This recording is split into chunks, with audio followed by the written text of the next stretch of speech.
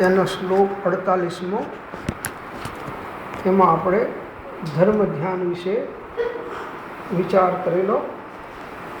હવે શુક્લ ધ્યાનની વાત આવે છે. આ કાળમાં શુક્લ ધ્યાનનો સંભવ કોઈને નથી. સપ્તમ ગુણસ્થાનક સુધીની સ્થિતિ સ્વીકારી છે મુનિઓ માટે. આપણે ખાલી સમજવા પૂરતું એને ખાલી વાંચી અને વિચારી દઈએ છીએ સામાન્ય રીતે.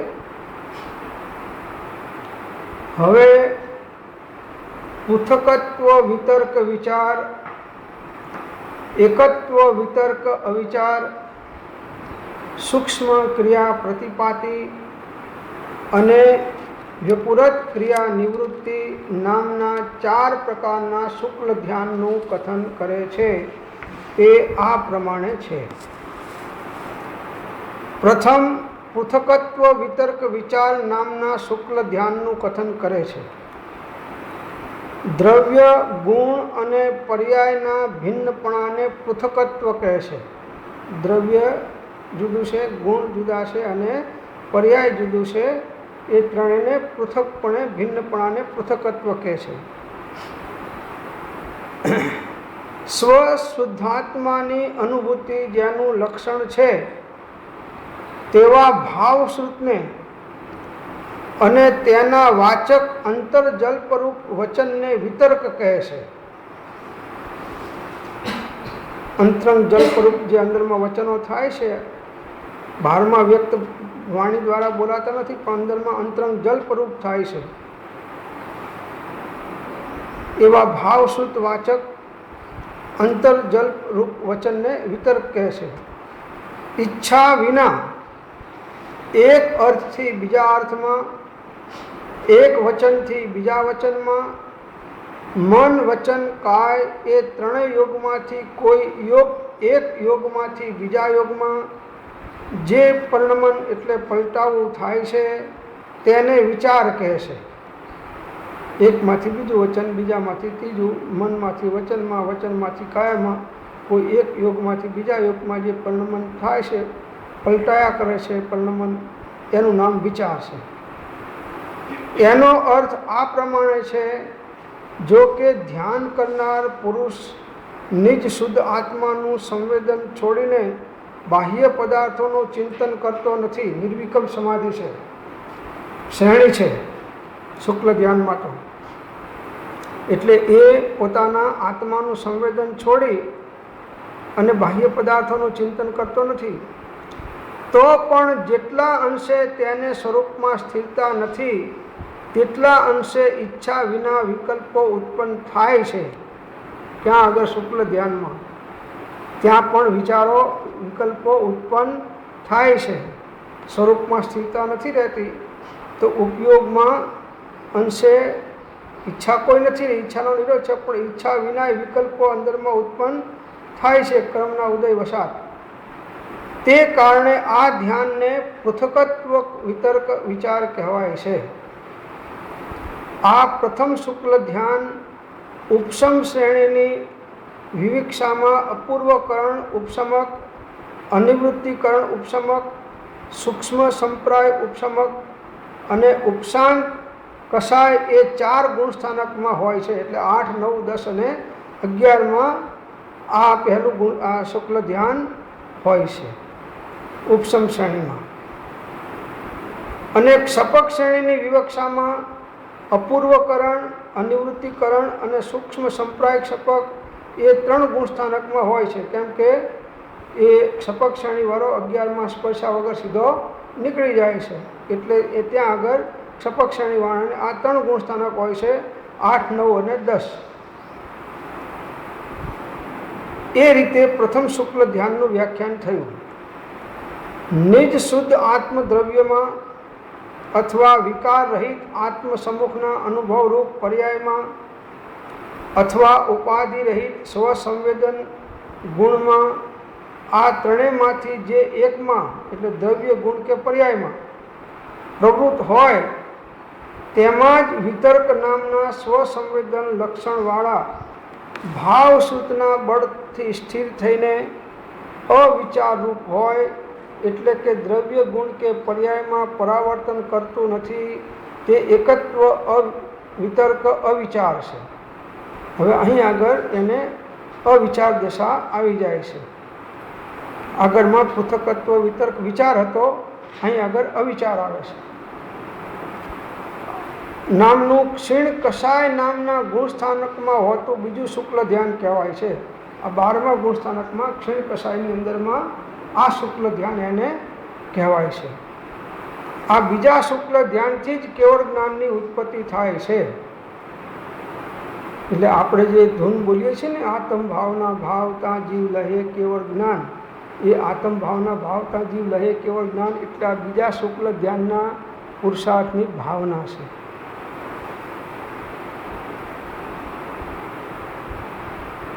શુક્લ ધ્યાનમાં કેવળ જ્ઞાન થાય છે, આ બીજું શુક્લ ધ્યાન.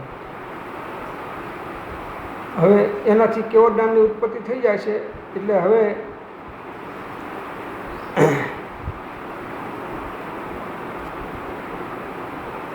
હવે સૂક્ષ્મ કાયની ક્રિયાના વ્યાપાર રૂપ અને અપ્રતિપાતી એટલે ન પડે એવું સૂક્ષ્મ ક્રિયા પ્રતિપાતી નામનું ત્રીજું શુક્લ ધ્યાન છે. તે ઉપચારથી સહયોગી કેવળી જીન ગુણસ્થાનકમાં હોય છે. ત્રીજું શુક્લ ધ્યાન કેવળી પરમાત્માને હોય છે ઉપચારથી, બાકી તો સહજ અખંડપણે ઉપયોગ સ્વરૂપમાં સ્થિર છે. પછી ધ્યાન કહેવું એ ઉપચારથી છે, હકીકતમાં ધ્યાન નથી. અખંડપણે ઉપયોગ આત્માકાર થઈ ગયો છે. તો પહેલા પ્રકારનું જે ધ્યાન કીધું એમાં કેવળ જ્ઞાન લેવું જેવી ઈચ્છા હોય છે. પહેલા પ્રકારના સૂક્ષ્મ ધ્યાન, કેવળ જ્ઞાનનો વિકલ્પ નથી, અખંડપણે સ્વરૂપમાં રહેવું છે એ લક્ષ્ય કામ ચાલે છે. કેવળ જ્ઞાન તો સાહજિક છે, થાય જ છે. ઉપયોગ સ્વરૂપમાં ટક્યો એટલે કેવળ જ્ઞાન તો થવાનું છે. પણ હવે ઉપયોગને બહિર્મુખ નથી થવા દેવો ને અંતર્મુખ જ રાખવો છે, સ્વરૂપમાં સ્થિર કરવો છે, એ લક્ષ્યથી એક સપક્ષાણી ચડે છે.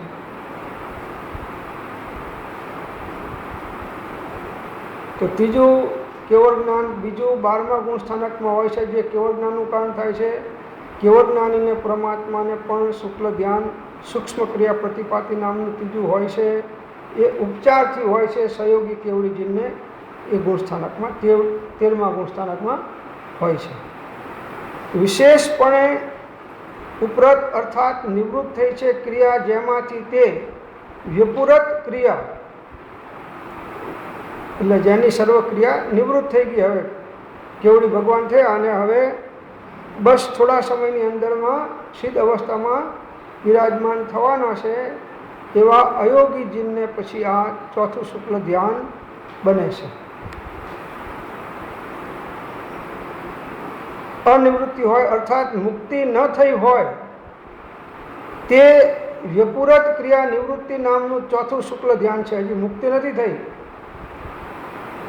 તે ઉપચારથી અયોગી કેવળી જીન ગુણસ્થાનકમાં હોય છે. ઉપચારથી આ બંને ઉપચાર છે, કેમ કે કેવળ જ્ઞાન થયા પછી ધ્યાન શબ્દ કહેવાતો નથી. તો આ ચોથું શુક્લ ધ્યાન ક્યાં હોય છે? અયોગી જીનને.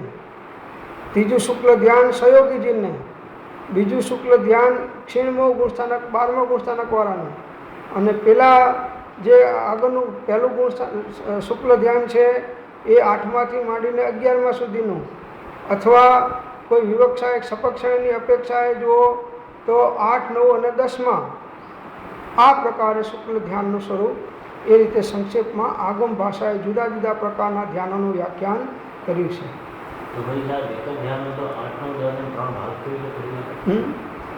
એ ગુણસ્થાનકમાં એટલા કક્ષાનું ધ્યાન હોય એમ.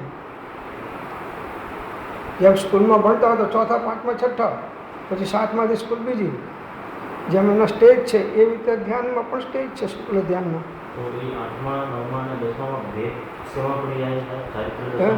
ચારિત્ર દશામાં, સ્થિરતામાં, નિર્જરામાં બધામાં ફેર પડે છે.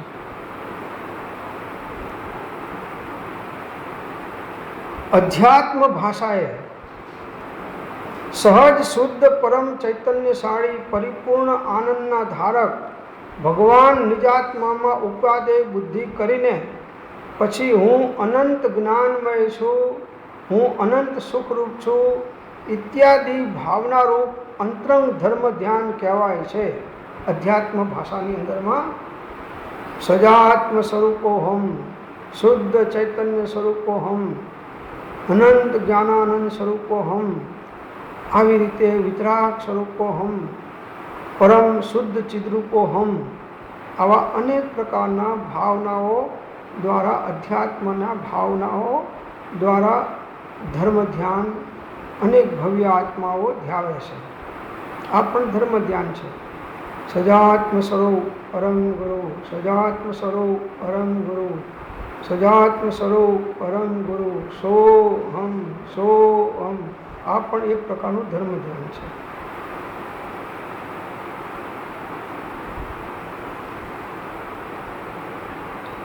પંચ પરમેષ્ટિઓની ભક્તિ આદિ તેને અનુકૂળ શુભ અનુષ્ઠાન તે બહિરંગ ધર્મ ધ્યાન છે.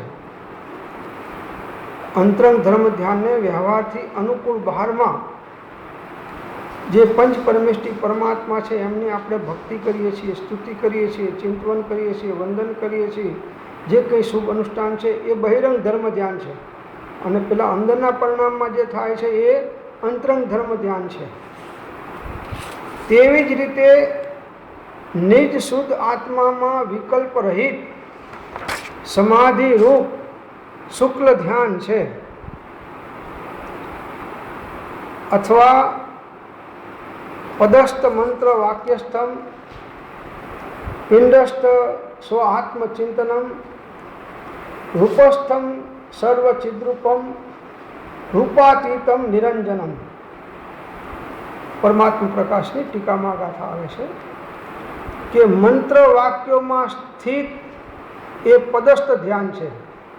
આપણે જે સહજાત્મ સ્વરૂપ મંત્ર વાક્યોમાં સ્થિત થઈ ને, તો એ પદસ્થ ધ્યાન કહેવાય. મંત્ર વાક્યોમાં સ્થિત એ પદસ્થ ધ્યાન છે.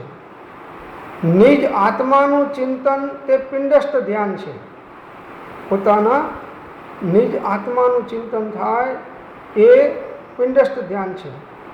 પછી સર્વ ચિદ્રૂપનું ચિંતન તે રૂપસ્થ ધ્યાન છે. અને નિરંજનનું ધ્યાન રૂપાતીત ધ્યાન છે, કે જે ઉપરના ગુણસ્થાનકમાં હોય છે. સપ્તમ ગુણસ્થાનકમાં રૂપાતીત ધ્યાન હોય છે. એટલા માટે આપણે ભૂમિકાને અનુરૂપ ધ્યાન કરવું. એટલે આપણા માટે પદસ્થ ધ્યાન, પિંડસ્થ ધ્યાન, આ બે ધ્યાન આપણા માટે સારા છે, વિશેષ ઉપકારી આપણને થાય છે. ભૂમિકા વગરનું ધ્યાન કરવા જઈએ તો ઉપરની સ્થિતિ પામી શકીએ નહીં, અને નીચેની ભૂમિકામાં પણ ટકવું અઘરું થઈ જાય. એટલે ભૂમિકાને અનુરૂપ કૂદકો મારવો.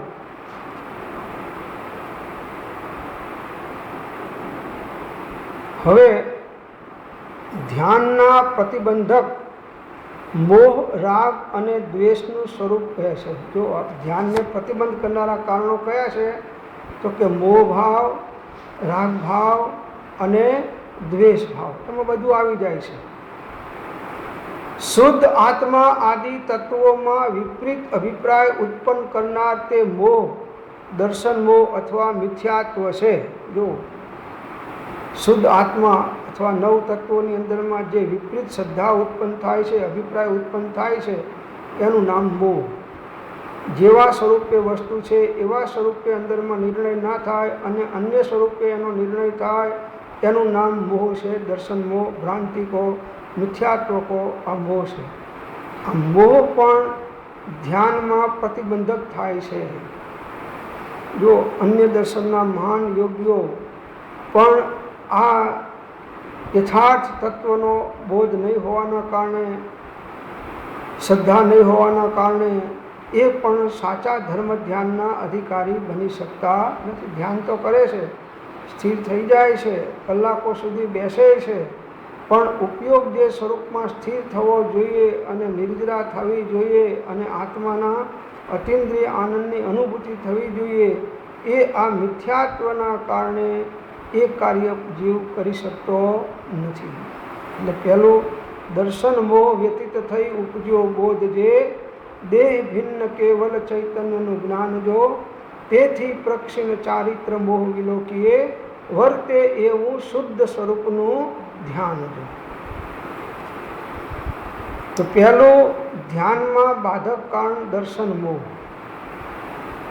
એટલે ધર્મ ધ્યાનની શરૂઆત ચોથા ગુણસ્થાનકમાં ગ્રંથિભેદ થયા પછી આત્મજ્ઞાનીને હોય છે જગન્યપણે અવિરતિ અવસ્થામાં. એના કરતાં વિશેષ પંચમ ગુણસ્થાનકમાં રહેલા શ્રાવકને હોય છે. 11 પ્રતિમાધારી શુદ્ધના શ્રાવકો છે અથવા 12 વ્રત, એને એના કરતાં વિશેષ ધર્મ ધ્યાન, અને છઠ્ઠા વાળાને એના કરતાં વિશેષ. અને ઉત્કૃષ્ટ ધર્મ ધ્યાન એ સપ્તમ ગુણસ્થાનકમાં રહેલા આત્મજ્ઞાની નિર્ગ્રંથ મુનીશ્વરને, અને ત્યારબાદ ઉપરના ગુણસ્થાનકોમાં 8મા ગુણસ્થાનકથી ઉપર શુક્લ ધ્યાન. બહુ ક્રમ છે આ તો, સરસ. તો આ દર્શનમો મિથ્યાત્વ કોને ધ્યાનનો પ્રતિબંધક કારણો, એમાં આ દર્શનમો લીધો છે.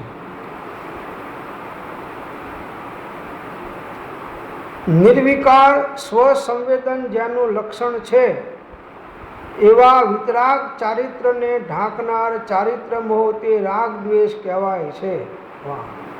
હવે વિતરાગ ચારિત્રને પ્રગટ નહીં થવા દેવામાં નિમિત્ત તરીકે આ ચારિત્ર મોહ છે.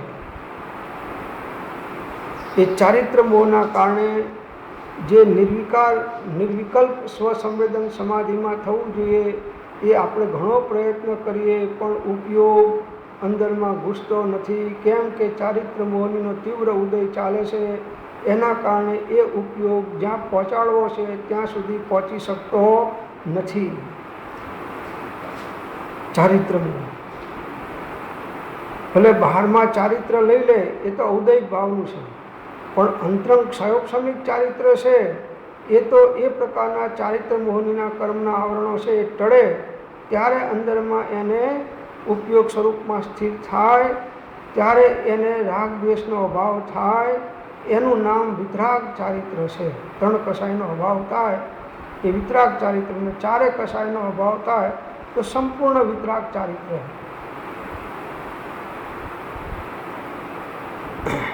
ક્ષીણ મોહ કહે છે ને, ક્ષીણ મોહ, મોહ ક્ષીણ થઈ ગયો એ 12મા ગુણસ્થાનકમાં સંપૂર્ણ યથાખ્યાત ચારિત્ર પ્રગટ થાય. યથાખ્યાત ચારિત્ર 12મા ગુણસ્થાનકમાં મુનિઓને. તો આ આપણે કહીએ છીએ કે હું રાગ દ્વેષ કરતો નથી, પણ બાપુ તારે હજી ક્યાં વિતરાગ ચારિત્ર પ્રગટ નથી થતું. થવાના.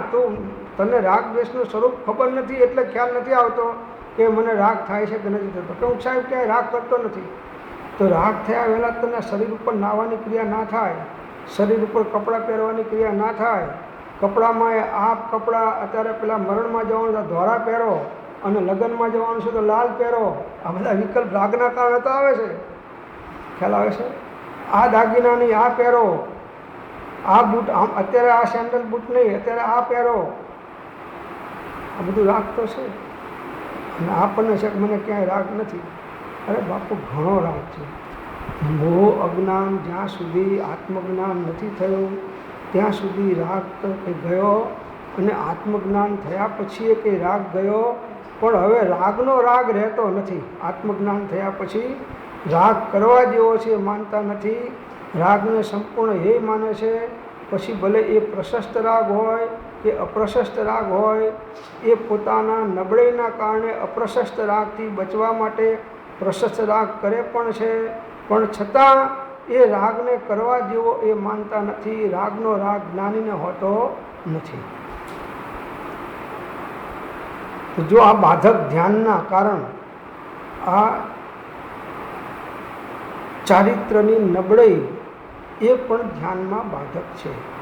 અવિરતિપણું ભલે સમ્યક દર્શન થઈ ગયું તો પણ અવિરતિપણું છે એ પણ ધ્યાનની ભૂમિકામાં આગળની ભૂમિકાના ધ્યાન થવા દેતું નથી. એવો નિમિત્તિક સંબંધ છે.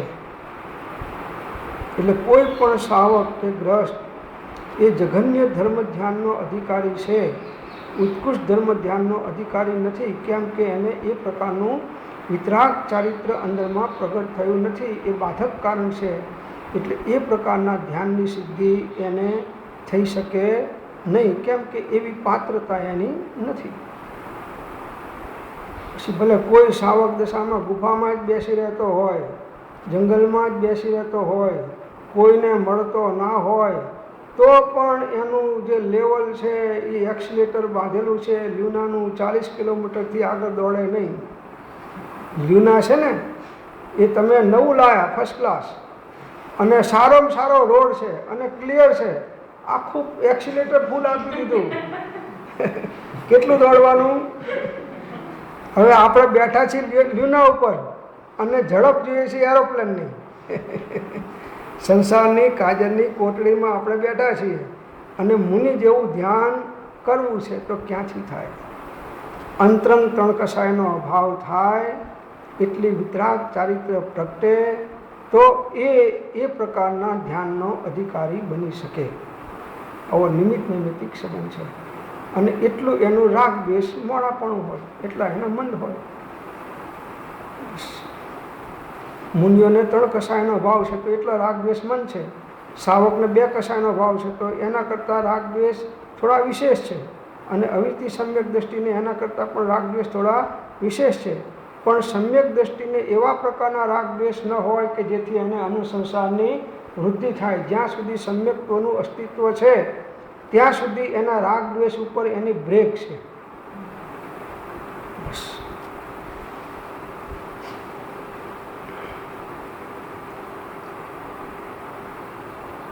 તો પ્રશ્ન કર્યો કે ચારિત્ર મોહ શબ્દથી રાગ દ્વેષ કેવી રીતે કહેવાય છે?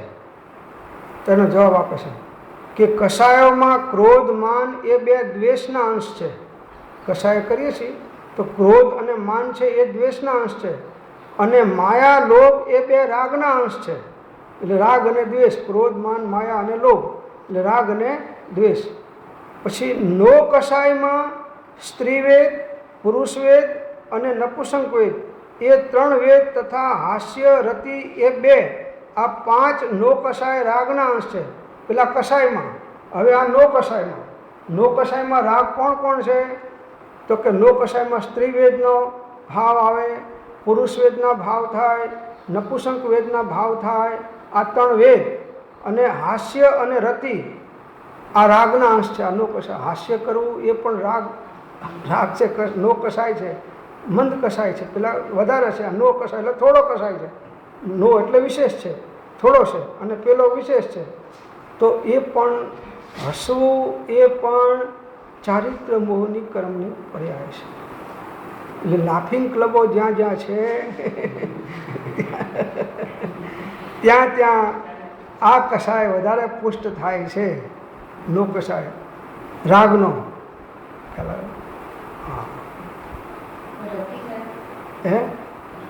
રતિ એટલે રમણતા કરવી, ઈષ્ટ પદાર્થમાં વિશેષ ભાવ સહિત રમણતા કરવી એ રતિ. આનંદ આવે. તો આ નો કસાયમાં રાગ ભાવના 5 પ્રકાર. એવી રીતે અરતિ અને શોક એ 2 તથા ભય અને જુગુપ્સા એ 2, આ 4 નો કસાયો દ્વેષના અંશ છે એ જાણવું. એટલે 16 કસાયોમાં રાગ દ્વેષ છે, એટલે રાગ દ્વેષ કહો એટલે 16 કસાય આવી ગયા બધા. 25 કહો તો 25 આવી ગયા.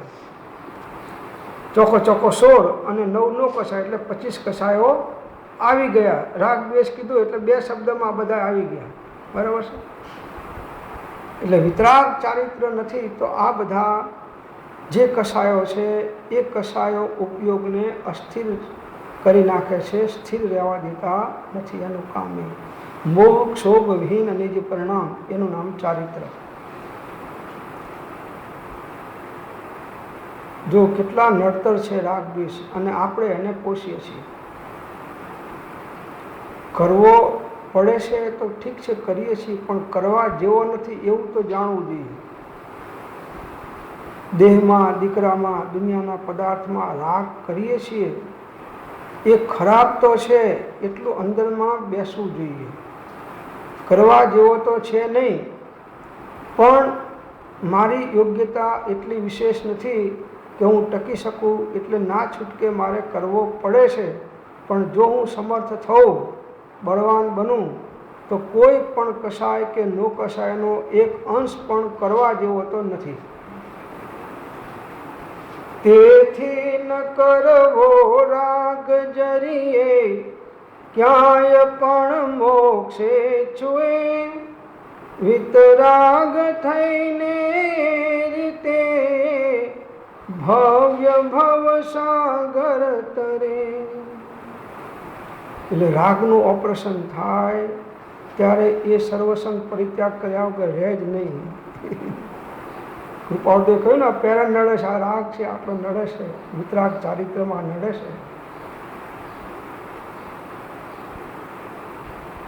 છે એ તો છે.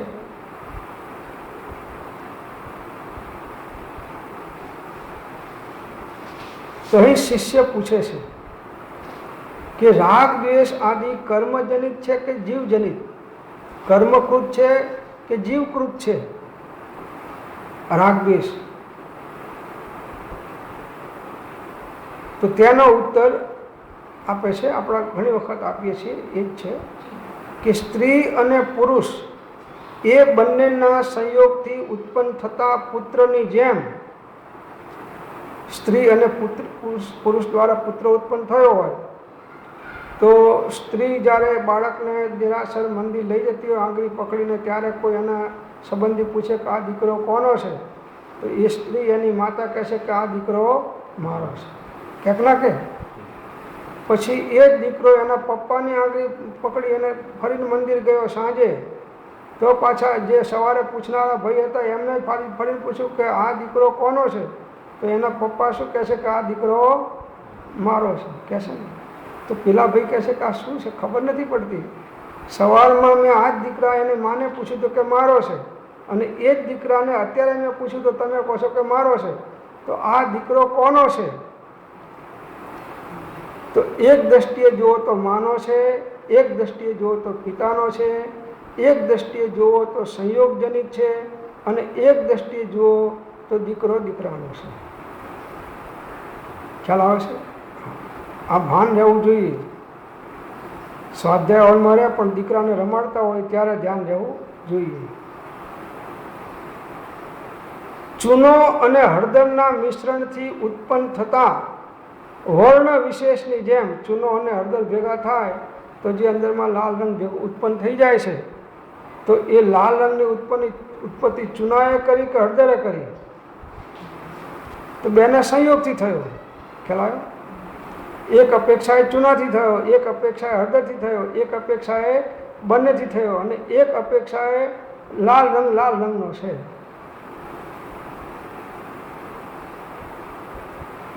તો એ ઉત્પન્ન થતા વર્ણ વિશેષની જેમ રાગ દ્વેષ આદિ જીવ અને કર્મ એ બંનેના સંયોગજનિત છે. રાગ અને દ્વેષ છે એ એકલો આત્મા પણ કરી શકે નહીં. જો કર્મનો સંયોગમાં ના હોય, જોડાતો હોય, તો એકલો આત્મા સ્વરૂપના આશ્રય રાગ દ્વેષ કરી શકે નહીં. અને કર્મની અંદરમાં તો રાગ દ્વેષ થતા નથી, કર્મ પણ રાગ દ્વેષ કરાવતા નથી, પણ કર્મ રાગ દ્વેષ થાય છે ત્યારે કર્મ અવશ્ય નિમિત્ત તરીકે હોય છે, માટે એ સંયોગજનિત છે.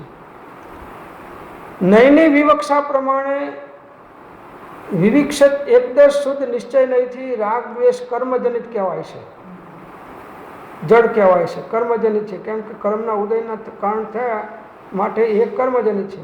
અને અશુદ્ધ નિશ્ચય નહીંથી જીવજનિત કહેવાય છે, કેમ કે જીવની અંદરમાં પર્યાયમાં થયા છે માટે જીવજનિત છે. આ અશુદ્ધ નિશ્ચય નહીં, શુદ્ધ નિશ્ચયની અપેક્ષાએ વ્યવહાર જ છે. આ બંને વ્યવહારથી છે. પ્રશ્ન: સાક્ષાત શુદ્ધ નિશ્ચય નહીંથી આ રાગ દ્વેષ કોના છે એમ અમે પૂછીએ છીએ. સાક્ષાત શુદ્ધ નિશ્ચયથી, આ અશુદ્ધ નિશ્ચય નહીં અને શુદ્ધ નિશ્ચયની વાત, પણ સાક્ષાત થી આ રાગ દ્વેષ કોના છે? તેનો ઉત્તર આપે છે, સાક્ષાત શુદ્ધ નિશ્ચયથી સ્ત્રી અને પુરુષના સંયોગ રહિત પુત્રની જેમ, ચૂના અને હળદરના સંયોગ રહિત રંગ વિશેષની જેમ, તેમ રાગ દ્વેષની ઉત્પત્તિ જ નથી તો કઈ રીતે ઉત્પન્ન આપીએ? કેમ કે એકલો આત્મા રાગ દ્વેષ કરી શકતો, એકલા આત્મામાં રાગ દ્વેષ ઉત્પન્ન થઈ શકતા નથી. શુદ્ધ નિશ્ચય નહીંથી એ કોઈ એનો હકીકતમાં કરતા નથી. નિમિત્ત સંબંધથી એ ઉત્પન્ન થાય છે, સંયોગિક ભાવ છે. એ રીતે ધ્યાતા ધ્યાનની મુખ્યતાથી તેના આશ્રય વિચિત્ર ધ્યાનના ગાથા કથન દ્વારા આ ગાથા પૂરી થઈ 48મી. હવે આગળ મંત્ર વાક્યમાં સ્થિત પદસ્થ ધ્યાન જે કહ્યું હતું તેનું વિવરણ કરે છે. હવે પદસ્થ ધ્યાન માટેનો શ્લોક આવે છે. હવે જે આપણે કરીએ છીએ, જેને કૃપાળુદેવે પણ ખાસ ભલામણ કરી છે, કૃપાળુદેવે પણ આ દ્રવ્ય સંગ્રહ અનેકવાર જોઈ અને એમાંથી તારવીને આપણને આપ્યું છે, એ વાત હવે આ શ્લોક આવે છે, જે બહુ અગત્યનો છે આપણા માટે. પાછળના બધા એના સરસ છે, એના સ્વરૂપ બતાવનારા જ છે બધા. તો હવે એ શ્લોક અહીં આગળ કહે છે.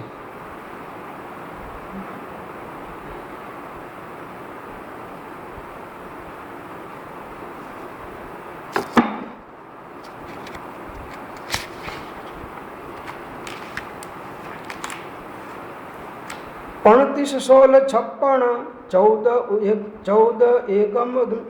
एकमेघ च जवः झायः परमेष्ठि वाचयाणम् अन्नम च गुरुवयेषण.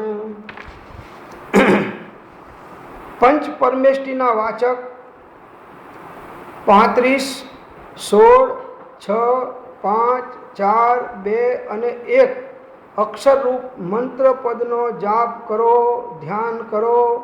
તે સિવાયના અન્યના પણ ગુરુના ઉપદેશ પ્રમાણે જાપ અને ધ્યાન કરો. જે 858 પત્રમાં આ શ્લોક લઈ અને કૃપાળુદેવે આપણને બતાવ્યું છે.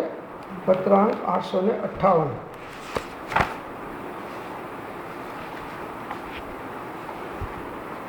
એટલો અર્થ ખેંચીને આપણને આપ્યો છે કૃપાળુદેવે.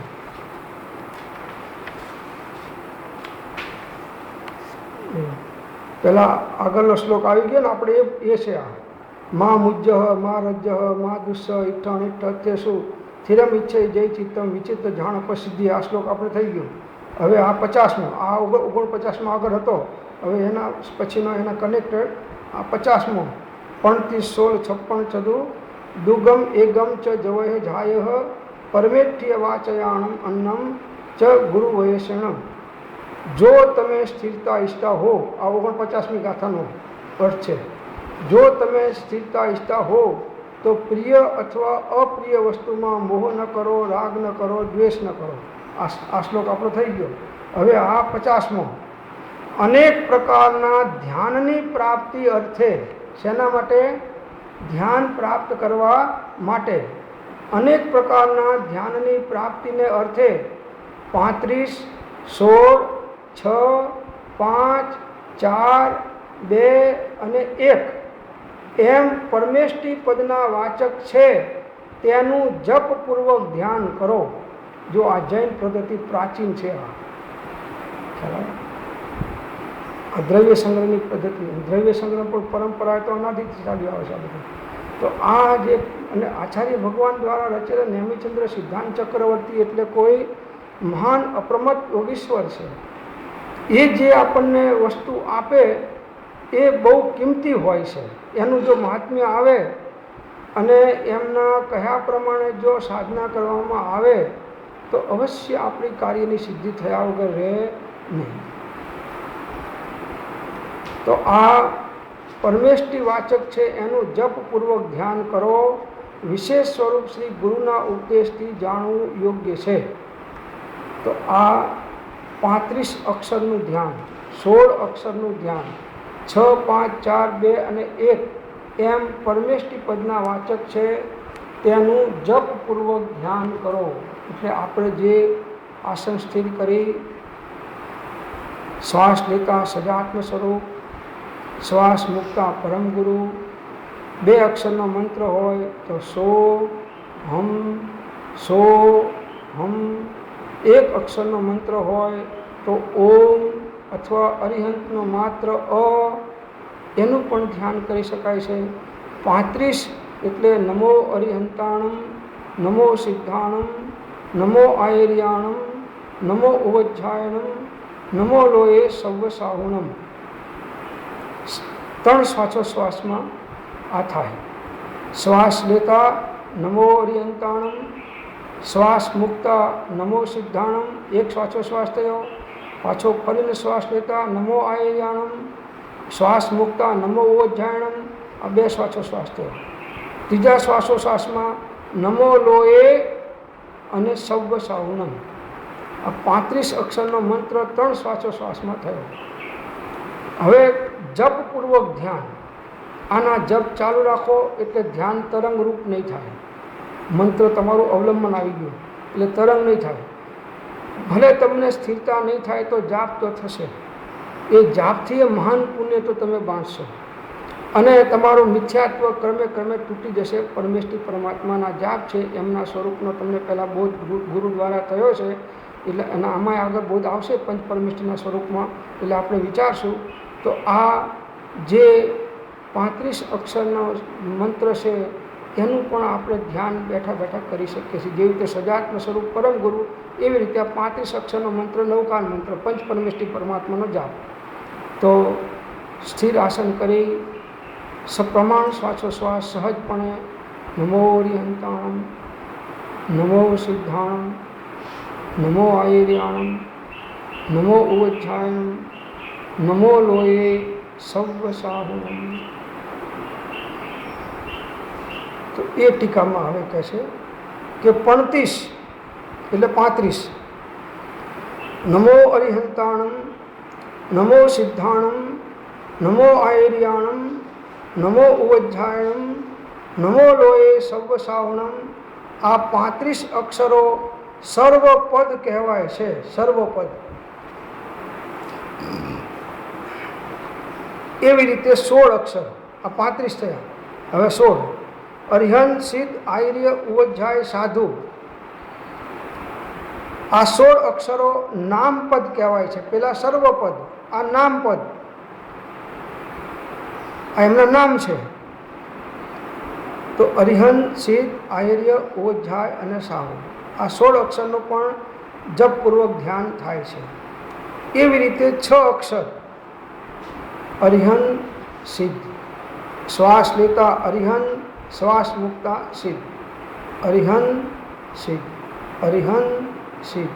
જેમ સજાત્મ સ્વરૂપ પરમ ગુરુ, સજાત્મ સ્વરૂપ પરમ ગુરુ. એ જ પ્રમાણે અરિહંત, સિદ્ધ. અરિહંત, સિદ્ધ. અરિહંત, સિદ્ધ. આ પણ જાપ ઉત્તમ છે. હંમેશા જાપમાં મૂક્યું છે કે પંચ પરમેષ્ઠીના વાચક એ હોવો જોઈએ. નહીં તો મંત્ર તંત્રો તો બધા ઘણા છે. અહીં અગર આપણે એની જોડે કોઈ મતલબ નથી. અહીં તો મુક્તિને પ્રાપ્ત પંચ પરમેષ્ઠી પરમાત્મા સર્વોત્કૃષ્ટ જે વંદન કરવા યોગ્ય, પૂજવા યોગ્ય છે, સર્વોત્કૃષ્ટ પદ છે, એનું અવલંબન લઈ અને આપણે સ્વરૂપની પ્રાપ્ત અનુસંધાનમાં એમની પાસેથી બળ મેળવવાનું છે, એમની દશાનું ચિંતન કરવાનું છે. એટલા માટે આ ગાથાઓ પછી અરિહંતના સ્વરૂપની ગાથા આવે છે, સિદ્ધના સ્વરૂપની ગાથા આવશે, આચાર્યના સ્વરૂપની ગાથા આવશે, ઉપાધ્યાય અને સાધુ ભગવાનના સ્વરૂપની ગાથા આવશે. એટલે આપણને ખ્યાલ આવે કે અરિહંત ભગવાન કોણ છે, કેવા છે, આચાર્ય ભગવાનનું સ્વરૂપ શું છે, બધાનો આપણને ખ્યાલ આવશે. તો આ 6 અક્ષરના મંત્રમાં કયો? અરિહંત, સિદ્ધ. અરિહંત, સિદ્ધ. અરિહંત, સિદ્ધ. બસ હવે રટે જાઓ. શું કરવું એ પૂછશો નહીં. જ્યારે નવરા પડો ત્યારે આ ચાલુ કરો. ભૂતને સાધ્યું તો હવે ભૂત કહે છે કે તમે જે કામ બતાવો હું તોરાથી તમારું કરી આપીશ. તો તમે કહો કે તળાવ ખોદી નાખ. હા લો સાહેબ, 2 મિનિટમાં પાછો. સાહેબ થઈ ગયું. એક રાજમહેલ બનાવી દે. 5 મિનિટમાં સાહેબ રાજમહેલ થઈ ગયો, આવી જાઓ. જે કામ કરો ભૂતની શક્તિ ઘણી છે, તરત પતાવી દેશે. અને એને શરત કરી શકે જો મને કામ નહીં બતાવો તો હું તને ખાઈ જઈશ.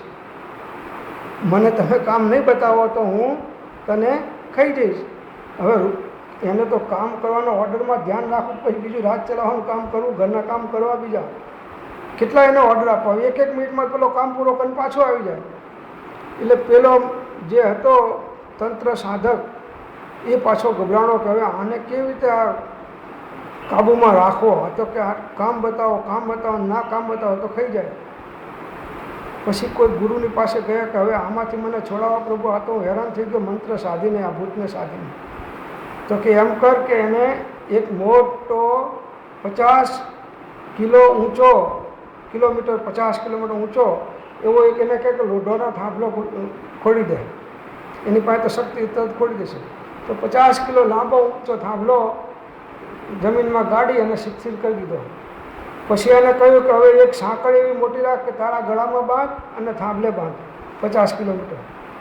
પછી હું જ્યાં સુધી તને ના બોલાવું ત્યાં સુધી તારે ઉપર ચડવાનું અને નીચે ઉતરવાનું, પાછું ઉપર ચડવાનું અને પાછું મારે કામ હોય ત્યારે હું બોલાવીશ ત્યારે પાછું તારે આગળ મારી આગળ હાજર થઈ જવાનું.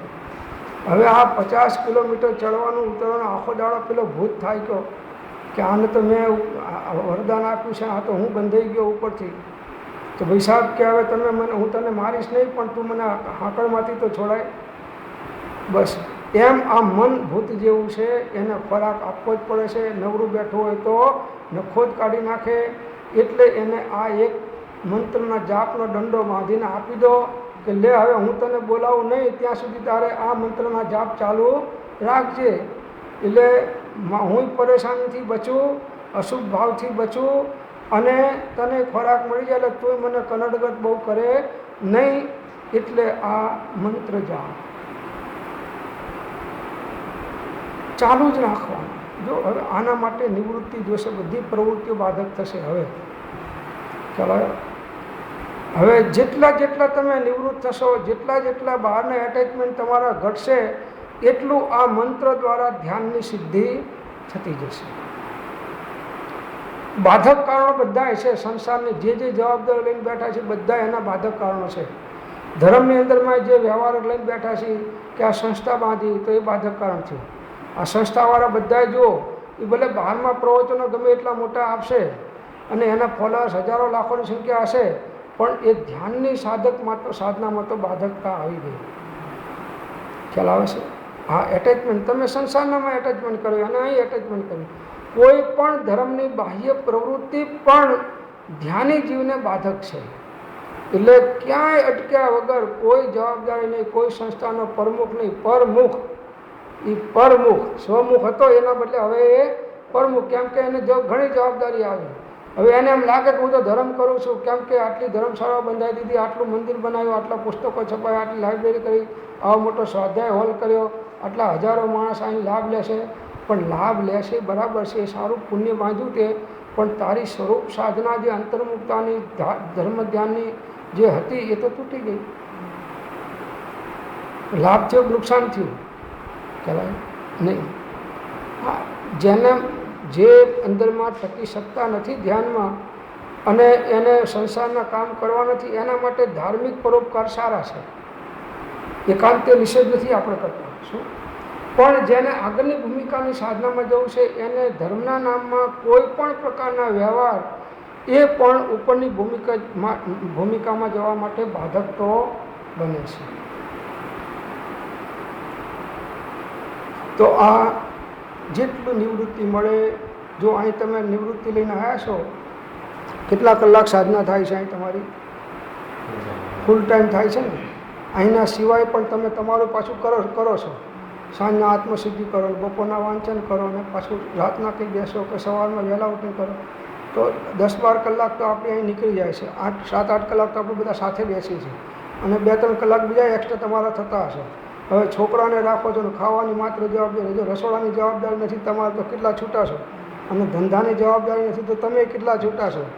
જો આ સેમ્પલ ચાખો કે આટલું છૂટ મળી તો આટલો વિશેષ સાધના કરી શકીએ છીએ, તો કાયમ માટે આવી છૂટ મળે તો રોજ કેટલી સાધના થાય.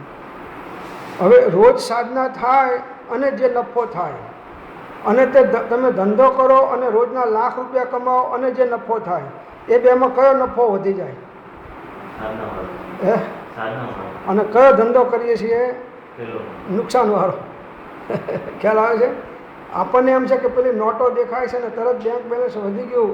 આ માર્ચની અંદરમાં 15 લાખ હતા ને એપ્રિલના એન્ડની અંદરમાં 25 લાખ થયા, એટલે આપણને આમ દેખાય છે કે ના આ વધી ગયું, બરાબર છે, આ દેખાય છે.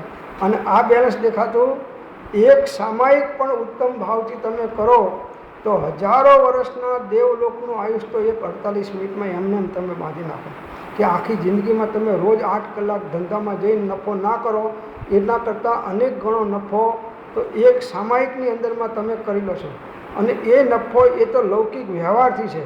બાકી ખરો નફો તો અંદરમાં જે નિર્જરા થાય છે અને જે આત્માના અતિન્દ્રિય આનંદની અનુભૂતિ થાય છે એ પરંપરાએ મોક્ષનું કારણ થાય છે. એટલે આ નફાની જોડે પેલા લૌકિક નફાને સરખાવી શકાય નહીં. આ તો સામાન્ય જીવનનું લક્ષ્ય આવા એટલા માટે આપણે સરખાવીએ છીએ.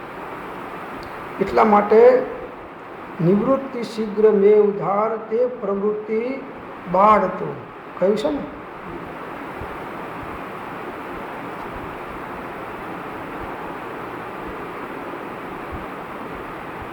અનંત સુખ નામ દુઃખ ત્યાં રહીના મિત્રતા, અનંત દુઃખ નામ સુખ પ્રેમ ત્યાં વિચિત્રતા, ઉઘાડ ન્યાય નેત્રને નિહાળ રે નિહાળતો નિવૃત્તિ શીઘ્ર મેવ ધાર તે પ્રવૃત્તિ બાળ.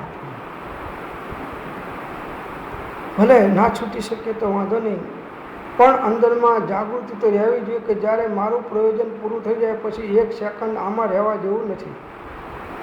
કિંમતી સમય મનુષ્ય ભવનો આરંભ પરિગ્રહ વિષય કસાય અને જગતના લૌકિક કાર્યમાં ઉડાડી દઈએ તો એ આપણે વિવેકી કહેવાઈએ કે અવિવેકી કહેવાઈએ? કિંમતી સમય છે આપણો.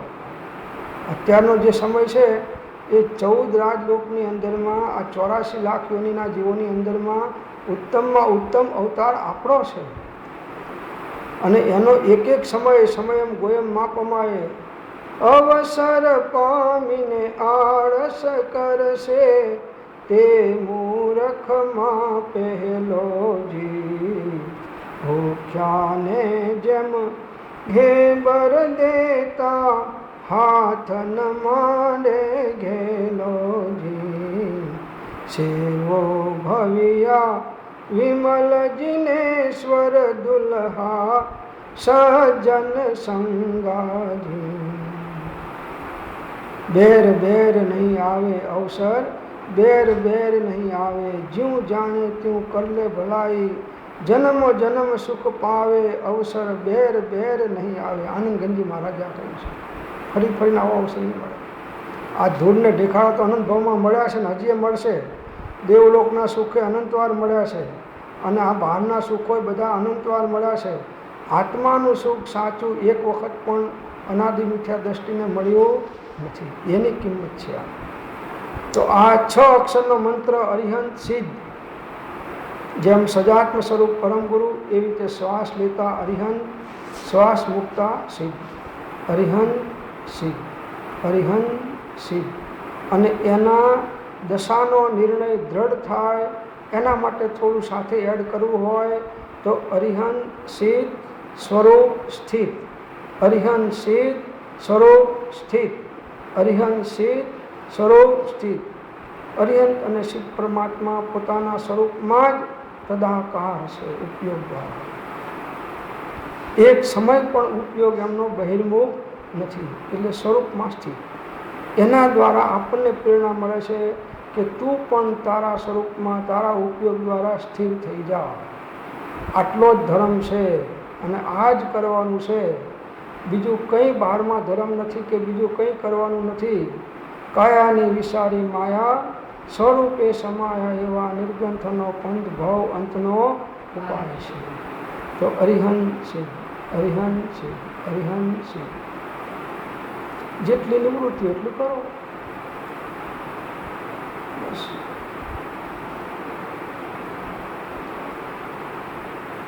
આ કહે છે મને મરવાનો ટાઈમ નથી. તો સાહેબ જાપ તમે કહો છો બધું બરાબર છે પણ અત્યારે મારી પરિસ્થિતિ આવી છે. અરે પ્રભુ તારી રુચિ હશે તો તું ગમે ત્યાંથી તારો સમય કાઢી અને તારું કામ કરી લઈશ. થઈ જાય છે સહજ. એટલા માટે સત્સંગ સત્પુરુષનું બળ શેના માટે છે? એના માટે તો છે. એક ભારે વસ્તુ ખસેડવી છે અને આપણી શક્તિ નથી કે એને ખસેડી શકીએ તો 2 જણાનો ટેકો લઈએ છીએ.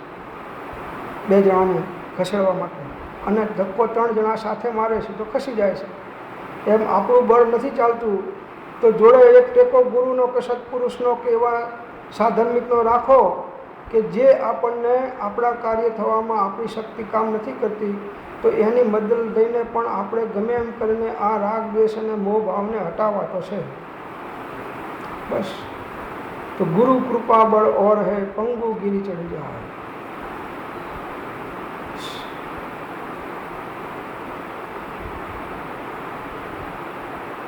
એવી રીતે પણ એટલે 5 અક્ષર, આ 6 અક્ષર છે આર્યન સિદ્ધ. હવે 5 અક્ષર અ સી આ ઉ સા, આ 5 અક્ષર બંનેના અરિહંતનો પહેલો અક્ષર અ, સિદ્ધનો સી, આચાર્યનો આ, ઉપાધ્યાયનો ઉ અને સાધુનો સા, એને ભેગા કરી અને જોડીએ તો અ સી આ ઉ સા થાય છે. તો એ એક એક અક્ષર લઈ અને એનું પણ આપણે ધ્યાન કરી શકીએ છીએ. એ રીતે 9 એટલે 4 અક્ષર અરિહન અરિહન અરિહન અરિહન, આ 4 અક્ષર યુક્ત પરમેષ્ટિનું નામ પદ છે. આ અરિહંત પરમાત્માનું નામ છે એટલે નામ પદ છે. તો અરિહન અરિહન અરિહન અરિહન અરિહન, આ પણ જપપૂર્વક ધ્યાન થઈ શકે છે. એવી રીતે 2 અક્ષર દુગમ એટલે 2, સિદ્ધ એ 2 અક્ષર સિદ્ધ પરમેષ્ટિનું નામ પદ છે. એટલે સિદ્ધ પરમાત્માનો નમો સિદ્ધાણમ, ઓમ નમો સિદ્ધાણમ, ઓમ નમઃ સિદ્ધેભ્ય, ઓમ નમઃ સિદ્ધેભ્ય, ઓમ નમઃ સિદ્ધેભ્ય, એ સિદ્ધ પરમાત્માનો પણ જપપૂર્વક ધ્યાન થઈ શકે છે. અને એગમ ચ એટલે એગમ એટલે અ, આ એક અક્ષર અરિહંત પરમેષ્ટિનું આદિપદ છે. પેલું નામપદ હતું, આ આદિપદ અરિહંતનો પહેલો અક્ષર અ, તો એનું પણ આપણે ધ્યાન જપપૂર્વક કરી શકીએ છીએ. અથવા ઓમ, એ પણ પંચપરમેષ્ટિનું આદિપદ છે. અરિહંત સિદ્ધ આચાર્ય ઉપાધ્યાય સાધુ મુનિ, એને પણ જો ભેગું કરીએ તો ઓમ બને છે. તો આ પ્રમાણે આ 35, 16, 6, 4, 2 અને 1 આવી રીતે અક્ષર મંત્રનો પદો છે, એનું જપપૂર્વક ધ્યાન કરો. આપણા માટે શ્રાવકની ભૂમિકામાં અત્યારે આ ઉત્તમ છે. આપણા માટે ધ્યાન પદસ્થ, પછી પિંડસ્થ, રૂપસ્થ, રૂપાથી ધ્યાન આગળની ભૂમિકામાં આવશે. ઉપરના ધ્યાન હોય, ધર્મ ધ્યાન, પછી શુક્લ ધ્યાન પણ આવશે. એ ક્રમે કરીને બધા આવશે. પણ અત્યારથી આપણે એમ કંઈક મારે શુક્લ ધ્યાન જ કરવું છે તો એ પ્રભુ નહીં થાય. મકાન બનાવવું છે તો અગાસી પહેલાં નહીં થાય, પહેલાં પાયો કરવો પડશે. ખ્યાલ આવે છે? એટલે આપણને એમ છે કે આ બધા ઊંચા ધ્યાન કરે છે ને હું રહી ગયો, આ વિપસ્યના કરે છે ને પેલા ફલાણું કરે છે ને આ અમુક પ્રકારનું કરે છે. પ્રભુ જો આ આચાર્ય ભગવાને આપણને પંચપરમેષ્ટિ વાચક મંત્રના જાપ દ્વારા ધ્યાન બતાવ્યું છે અને કૃપાળુદેવે એનું રેકમેન્ડ આ પુસ્તકમાં કર્યું છે. એટલે મોસ્ટ ઓથેન્ટિક આ વસ્તુ છે. એટલે આડા આવડ્યા આકર્ષાણા વગર આ પરમેષ્ટિ વાચક મંત્રનું તમે જપપૂર્વક ધ્યાન કરશો. ધ્યાન ઓછું લાગશે, વધારે લાગશે, નહીં લાગશે, તો જપથી એ મોટો ફાયદો તમારો મિથ્યાત્વ કપાશે, મહાન પુણ્ય બાંધશો, જેનાથી આગળ તમને પંચેન્દ્રિય સંજ્ઞીપણું, મનુષ્યપણું કે દેવપણું મળી રહેશે.